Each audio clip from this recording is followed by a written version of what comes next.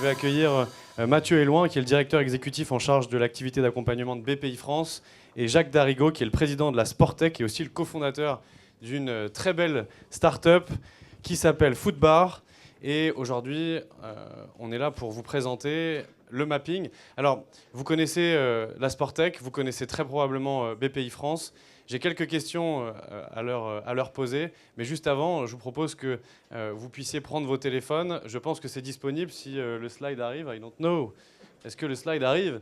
Alors, on voulait aujourd'hui vous faire en tout cas vous donner le livrable d'un mapping que l'on a créé avec, je l'espère, la plupart des startups françaises qui font de l'intelligence artificielle et de la data dans le sport. Alors, il est évident que... alors, évident, je ne sais pas, mais il est probable qu'on en ait oublié. Si vous en connaissez, on serait ravis de les accueillir. Pour candidater, c'est relativement simple. Il suffit de vous enregistrer, mais vous pouvez télécharger ce mapping. À savoir que l'année prochaine, ce mapping sera beaucoup plus européen, beaucoup plus international. Ce mapping a été fait, ou n'aurait pas pu voir le jour sans cette collaboration avec la Sportec et avec BPI France. Et donc, je suis très heureux de vous avoir avec nous. Alors, j'ai quelques questions. Jacques, Mathieu, est-ce que vous pouvez nous expliquer un petit peu vos rôles respectifs, Sportec, BPI France, ces deux écosystèmes qui interagissent plutôt bien et qui aident plutôt pas mal notre écosystème startup. Alors, vas-y, Mathieu, tu peux ouvrir. Écoute, bonjour à toutes et à tous. Je suis ravi d'être là pour ce bel événement. Alors moi, je suis en particulier là parce qu'aujourd'hui, on lance le premier accélérateur Sportec en France. C'est un an de travail sous l'impulsion du ministère des Sports. Et donc avec toute l'équipe des meneurs, parce qu'ici, on a une équipe qui coordonne en fait les leaders du sport en France et de ceux qui veulent faire bouger la sphère tech. Et cette équipe, cette communauté, ce sont les meneurs, ils sont à peu près 200. Il y a François qui est dans la salle, là, qui s'occupe des meneurs, que certains d'entre vous doivent connaître. Alors nous, le sport, pour nous, c'est évidemment BPI France, on soutient l'innovation globale, toutes les filières. Donc moi, je m'occupe en particulier, on a à peu près de 50 accélérateurs, ça va de l'industrie lourde à la Sportec. Mais le sport aujourd'hui connaît une formidable croissance. Pour nous, c'est un secteur clé. C'est 2,6% du PIB aujourd'hui en France, tout le sport, tout confondu, avec toutes les assos et tous ceux qui font le sport en France. C'est à peu près 50 milliards de chiffre d'affaires. Donc on ne parle pas d'un petit secteur. Et c'est un secteur qui est percuté par la tech massivement. C'est pas pour rien qu'on a un bel événement comme ça qui est organisé par Lorenzo et par Artefact autour de l'IA. Parce que le sport aujourd'hui, c'est énormément de data. On vient de le voir pour la voile. On l'a en foot, on l'a en rugby, on l'a en volley, on l'a eu pour les JO un peu partout. Enfin, c'est absolument massif. Et nous, on effectivement soutient l'ensemble de l'écosystème avec 4 grands axes autour des startups qui fabriquent de l'équipement matériel, les startups qui fabriquent toutes les plateformes logicielles qu'on vient de voir pour analyser ces datas, tout ce qui va être lié au nouveau marketing digital du sport et aux créations de contenu, aux nouvelles plateformes digitales pour faire de l'e-gaming, etc. Et puis tout ce qui va être aussi pour faire la gestion des boîtes, des associations sportives, etc. Voilà. Donc, aujourd'hui, il y a 600 startups autour du sport en France.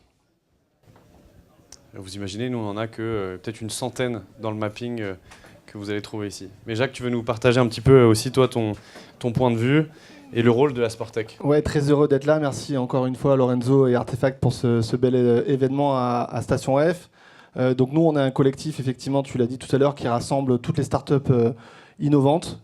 C'est pas forcément que de la tech, ça peut être aussi de l'impact environnemental, impact sociétal. Il y a eu une accélération massive, c'est un collectif qui est assez jeune, qui a été créé il y a 5 ans, notamment par Martin Jaglin de Mon Petit Gazon, qui est dans la salle, que je salue, et mon associé chez Footbar, Sylvain, qui est là également. Donc c'était une petite idée qui avait germé de se dire ensemble on est plus fort. Et effectivement, en 5 ans, on est passé à quasiment 200 entreprises sur 4 verticales.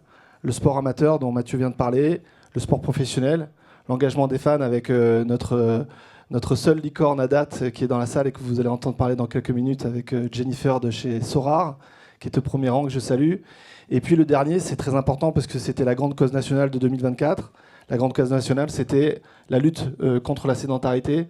C'est 17 milliards d'euros de dépenses pour l'État chaque année parce que nos enfants et nos adultes et nos seniors, c'est-à-dire à peu près tout le monde, passent trop de temps dans le canapé. Normalement, tous les gens qui sont assis, je les fais se lever, mais bon, j'espère que vous allez vous lever entre deux conférences parce que la vérité, c'est qu'on est 119e nation sur 146 sur la pratique sportive de nos adolescents. Et il y a deux solutions, soit on reste assis, soit on se lève et on fait bouger les Français. Donc c'est ce que font nos boîtes innovantes, avec énormément de technologies tournées autour de l'intelligence artificielle. Et on est très fiers parce que sur le classement, je crois qu'il y a un peu plus de 70 entreprises. Il y en a 42 qui sont chez nous. Donc l'année prochaine, on espère qu'on en aura encore plus au classement. Et ce que je trouve très bien dans ce que tu dis, Lorenzo, c'est que, évidemment, on est un collectif français, mais on est assez isolé. On n'a pas énormément de représentants en Europe qui font comme nous. Et on a des velléités de grandir au niveau européen. On a le Maroc qui nous a appelés récemment parce qu'ils ont des échéances de grands événements qui arrivent chez eux. Et voilà, donc on est fiers de pouvoir être un peu les leaders en Europe et même plus largement. Et on est assez convaincus que 200, ce n'est pas du tout une finalité. Pour vous donner un exemple, en Australie, la Sporttech, c'est 800 entreprises. C'est plus de 11% des investissements dans la tech. C'est plus grand que la FinTech. Et ça fait déjà longtemps qu'ils ont des accélérateurs. Donc évidemment, on est très fiers de pouvoir faire des choses avec la BPI. Mais on sait qu'on a besoin de faire péter le plafond de verre et montrer que le sport, c'est une économie rentable et utile pour tout le monde. Et tu parlais de 200 entreprises, du sport. Comment est-ce que tu as vu cette évolution dans les dernières années? J'imagine que ça s'est accéléré un petit peu. Et comment tu vois la place de l'intelligence artificielle et l'évolution des startups dans l'IA et de la data dans la Sporttech? Comment tu vois cette En fait, ce qui nous manque un petit peu, c'est des grands succès économiques, c'est-à-dire des entreprises qui dépassent les 5, 10, 50, 100 millions d'euros de chiffre d'affaires. On a plein de pépites dans les 200 boîtes dont je viens de parler qui sont en phase d'amorçage. En phase d'amorçage, heureusement, on a la BPI. Pareil, on ne se rend pas compte parfois de la chance qu'on a d'avoir l'État qui investit dans nos startups, mais on manque de relais au niveau des business angels, des fonds d'investissement, même si dans les thèses, on voit des choses évoluer. Le seul fonds 100% Sporttech, c'est un fonds qui s'appelle C-Venture, qui est porté par Natixis, et on a quelques fonds qui émergent, des fonds à impact. Voilà, on a besoin pour vous donner un ordre d'idée, en France, sur les 4 dernières années, c'est 1 milliard d'euros de levée. Aux États-Unis, c'est 16 milliards. Voilà, donc quand une boîte se lance en France et qu'elle lève 1 million, la même boîte avec la même idée aux États-Unis commence avec 16. C'est dur de faire de la concurrence à ce genre de boîte-là. Donc il faut qu'on arrive à fédérer les boîtes qui sont parfois sur des mêmes secteurs d'activité. Là, franchement, quand on fait le tour des stands, sont vraiment très intéressants. Parfois, il y a des solutions assez semblables. Et c'est important que nous, on joue ce rôle de créer des synergies dans des univers où parfois il y a des complémentarités évidentes à trouver. Et du coup, je fais le lien avec l'impact de BPI France. Mathieu, toi, comment tu vois cette évolution? Comment est-ce qu'on peut faire progresser cet écosystème, le faire grandir peut-être? Comment tu vois ça dans les prochaines années? Alors, l'écosystème, il est composé de plusieurs acteurs. Donc déjà, il y a des associations, il y a les meneurs, la Sporttech, c'est fondamental, qui essayent d'agiter un petit peu tout cet écosystème. De l'autre côté, il y a évidemment les entrepreneurs. Ils sont de plus en plus nombreux. Il y a des institutionnels comme nous qui viennent supporter la filière. Il y a les fonds d'investissement qui commencent à s'intéresser au sujet. Tu l'évoquais, il y en a un spécialiste. Mais maintenant, il y en a environ 14, je crois, qui sont capables d'intervenir sur le sujet. En France, je pense qu'il y a 3 ans, il y en avait peut-être 1, 2. Donc, c'est comment on fait grandir chacun de ces volants-là. Moi, je connais très très bien, pour l'avoir suivi pendant des années, le secteur de la FinTech, qui est le premier secteur de la tech en France. Enfin, c'est en train de changer, mais ça a été le cas pendant un petit moment. Et donc, il y avait un collectif très très fort autour de France FinTech, Paris FinTech Forum et Finance Innovation, donc qui ont porté de manière associative tous les entrepreneurs ensemble pour faire un effet de levier sur les institutionnels, sur l'État, sur les grandes entreprises, etc. On a eu une multiplication des fonds qui sont intervenus sur ce secteur. On a eu beaucoup de grandes entreprises qui sont commencé à s'intéresser parce qu'il y avait de la disruption sur les banques et sur les assurances. Alors si on fait une comparaison, C'est ce qui va arriver parce que de toute façon, les équipements sportifs et tous les grands équipementiers, donc là, c'est quand même assez profond. On parlait de 50 milliards tout à l'heure. Ils doivent intégrer de plus en plus de technologies dans leurs produits, dans leurs services. Toute la partie digitale, aujourd'hui, elle explose autour du gaming et autour de, de l'e-sport. Donc tout ça est en fait une spirale positive qui met quelques années à grandir. Hein, c'est toujours important, c'est comme un arbre, il faut que ça pousse, il faut l'arroser. Donc nous on est là pour l'arroser, on a des financements, on a des investissements. Il faut des entrepreneurs qui créent des boîtes. Alors peut-être ce qui manquait jusqu'à maintenant, c'est les ambitions internationales. Il y a beaucoup de petits acteurs sur des petits périmètres. Donc très intéressant, c'est super, ça peut faire des très jolies boîtes. Maintenant, il faut effectivement des locomotives, parce que les locomotives, elles vont capter l'attention du plus grand nombre, elles vont capter l'attention des grandes entreprises, des investisseurs de second rang, troisième rang, quatrième rang.